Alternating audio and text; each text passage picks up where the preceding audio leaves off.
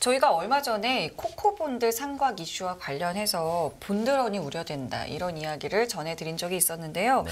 그렇다면 우리 채권은 과연 안전한 것인지 오늘 이민재 기자가 취재해왔다고 합니다. 안녕하세요. 네, 안녕하세요. 어서 오세요. 자, 먼저 이 크레디트 스위스 코코본드 상각 이슈 다시 한번 좀 짚어볼까요?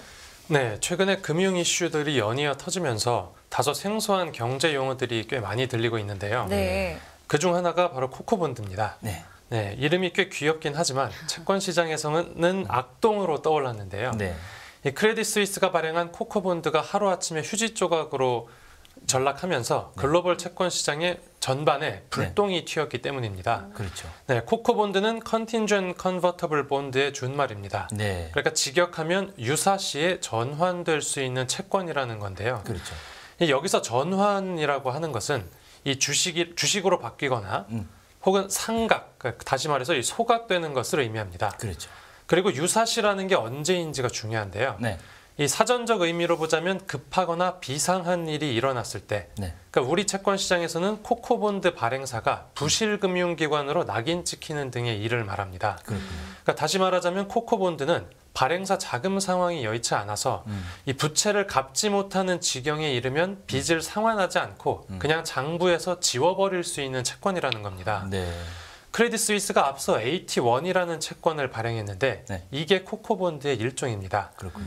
그리고 크레딧 스위스의 유동성 위기가 벌어지면서 기존에 발행한 AT1 채권을 상각할 사유가 생겼고요. 네. 스위스 금융당국도 AT1을 상각하라고 지시했습니다. 네. 이제 결국 투자자들은 투자금을 한 푼도 못 돌려받게 된 상황이 온 거죠.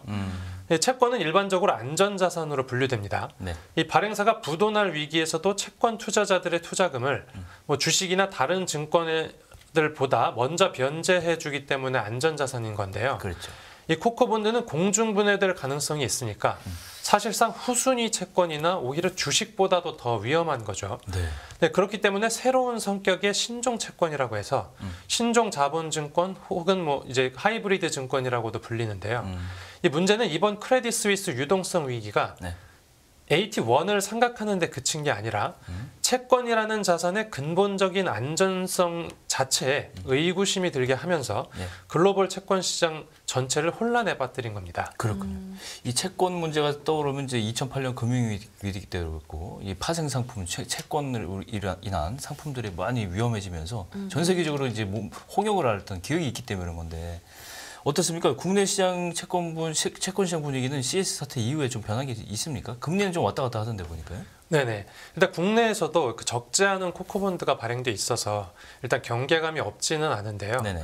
일단 국내 은행이 발행한 하이브리드 증권 규모는 약 38조 원 수준인 것으로 알려졌습니다. 예. 이제 만약에 우리나라 코코본드도 상각될 수 있다라는 우려가 생기면 우리 채권을 대량으로 파는 패닉성 매도가 나올 수도 있겠죠. 그렇겠죠. 네, 뱅크런이 아닌 본드런이 나올 수도 있다는 경고가 나오는 이유입니다. 하지만 증권가에서는 대체로 한국판 제2CS 코코본드 사태가 재현될 가능성은 다소 낮다고 진단했는데요. 예. 네, 실제로 국내 국고채 금리 흐름만 봐도 이제 연초 강세 효과를 되돌리는 약세 압력이 있기는 하지만 이제 투자 심리 위축세가 그렇게 크지는 않다는 평가입니다. 또 이제 국내 은행이 발행한 일부 코코본드 같은 경우에는 이제 일부입니다. 네. 이제 크레딧 스위스 사태 직후에 금리가 소폭 내려가면서 가격이 오른 경우도 있습니다.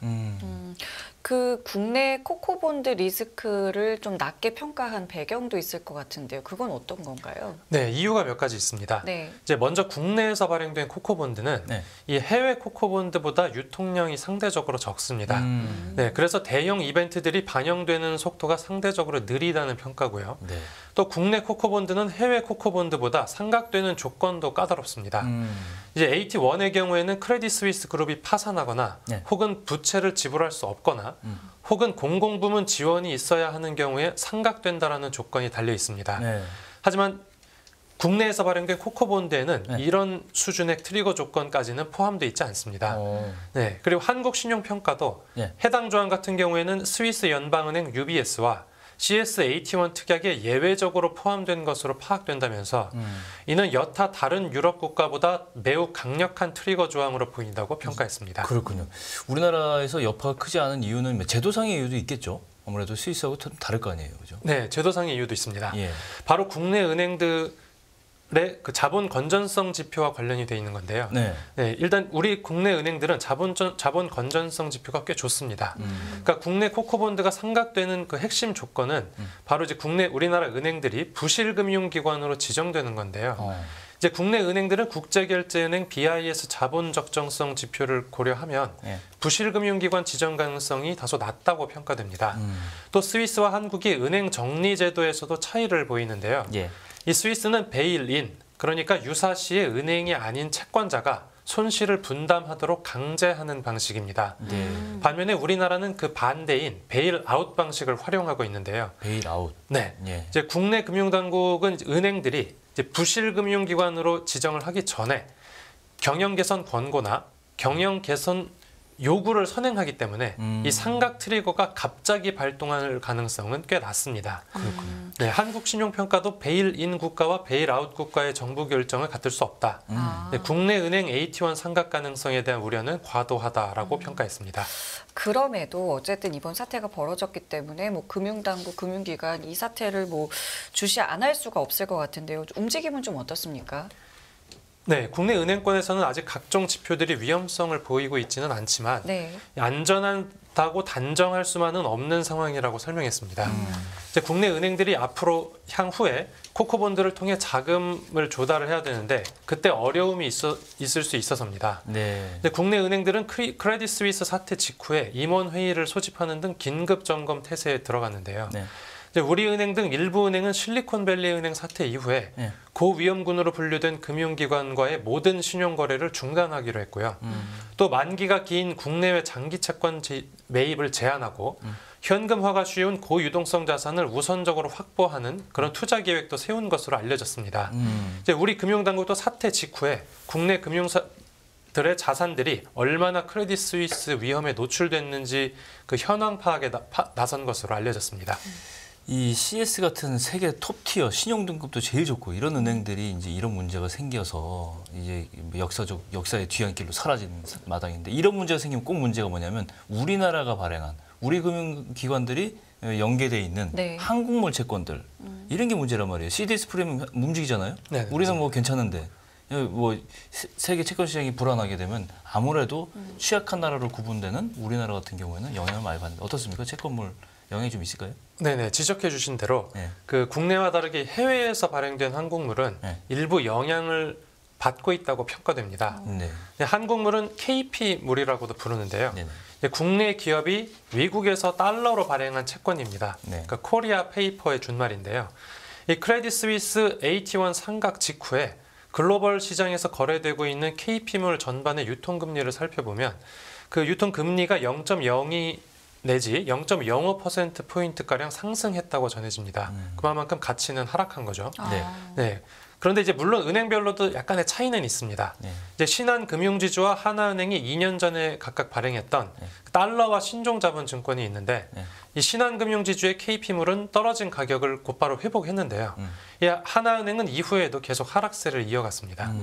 우려하던 게 뭐 이런 거죠. 예. 그러니까요. 이렇게 된다면 앞으로 뭐 채권 발행, 그러니까 한국형 채권 발행을 해외에서 하는 것에 대한 어떤 변화 같은 것도 좀 있을 수 있을까요?